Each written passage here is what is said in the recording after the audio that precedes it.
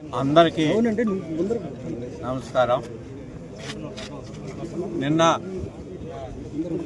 మా రాష్ట్ర అధ్యక్షుడు మాజీ ముఖ్యమంత్రి జగన్మోహన్ రెడ్డి గారు నెల్లూరు జిల్లాకి ఇచ్చేసిన సందర్భంగా నెల్లూరు జిల్లాలోని వైఎస్ఆర్ కాంగ్రెస్ పార్టీ పిలుపు మేరకు జగన్మోహన్ రెడ్డి వస్తున్నారు, ఆయనకి మీరు అని తెలియపరిస్తే ఎటువంటి వాహన సౌకర్యం కల్పించకుండా వైఎస్ఆర్ కాంగ్రెస్ పార్టీ అభిమానులైతేనేమి, కార్యకర్తలైతేనేమి ప్రజలు తండోపతండాలుగా వచ్చి వారి అభిమాన నాయకుడిని జగన్మోహన్ రెడ్డిని కలిసి వాళ్ళ సమస్యలు కూడా చెప్పుకోవాలని ప్రజలు వచ్చారు. ఎందుకంటే పేద ప్రజలకి అన్ని విధాలుగా సహాయం చేసిన జగన్మోహన్ రెడ్డి గారికి ఆయన్ని 1.5 సంవత్సరం అయ్యింది.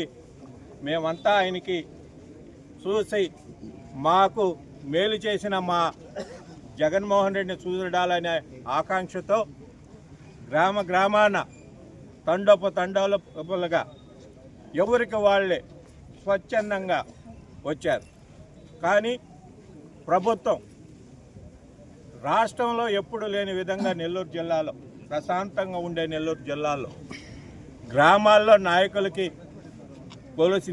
పోలీసు నోటీసులు ఇవ్వటం, నాయకుల్ని బెదిరించటం, పోలీసు వారు ఆంక్షలు విధించారు.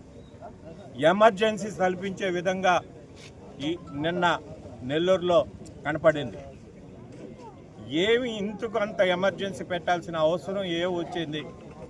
ప్రతిపక్ష నాయకుడికి అభిమానులు, పార్టీ వాళ్ళు, ప్రజలు వాళ్ళ బాధలు చెప్పుకునేదానికి, నాయకుని చూసేదానికి వచ్చేదానికి ఇన్ని ఆంక్షల ప్రజలు ఉగ్రవాదులు కాదే, తీవ్రవాదులు కాదే, మిలిటెంట్లు కాదే, పాకిస్తాన్ నుంచి సరిహద్దు దాటి రాలేదే, జిల్లాకు వచ్చాడు. 1.5 సంవత్సరం అయింది. మా నాయకుడిని చూసుకునేదానికి అందరూ సంఘీభావం తెలపాలని వచ్చారు. మీరు ఆంక్షలు విధించిన సింహాలు గర్జించాయి. అందరూ వచ్చాయి. ఎన్ని ఆంక్షలు, ఎన్ని పికెట్లు, ఎన్ని ముళ్ళకంచెలు పెట్టినా దాటుకుంటూ పోలీసు లాఠీలు చార్జీ చేసినా కూడా ప్రజలు తండోపతండాలు